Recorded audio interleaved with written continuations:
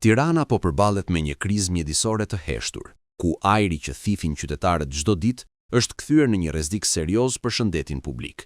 Harta e kuqe e ndotjes ka pushtuar tashmë të gjitha arterjet kryesore të kryeqytetit, ku pluhuri dhe emetimet e gazrave të rrezikshëm nga automjetet kanë kaluar çdo limit të sigurisë njerëzore. Pas alarmeve të lëshuara nga organizata Coplan dhe Agjencia Kombëtare e Mjedisit, të dhënat e reja nga platforma globale World Air Quality Index konfirmojnë një realitet edhe më shqetësues nga sa mendohej. Monitorimi në kohë reale, i kryer përmes 9 stacioneve të shpërndara në pikat më të frekuentuara të qytetit, nxjerr zbuluar dështimin e plot në menaxhimin e mjedisit urban. Në zona si Rruga Bardhyl, Rruga e Kavajës dhe te ish parku i autobusëve, niveli i grimcave të rrezikshme PM2.5 është matur deri në 12 herë më i lartë se normat strikte të Organizatës Botërore të Shëndetësisë. Situata nuk paraqitet më mirë as me qendrën administrative.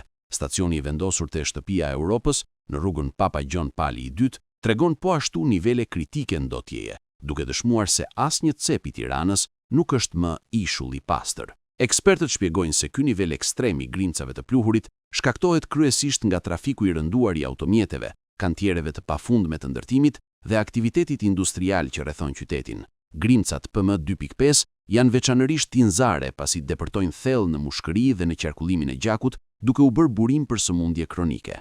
Në raportet e tyre, institucionet mjedisore theksojnë se zgjidhja e vetme mbetet shtimi urgjent i hapësirave të gjelbra. Megjithatë, përballë këtij alarmi, Bashkia e Tiranës ka zgjedhur të mbajë një qendrim mospërfillës.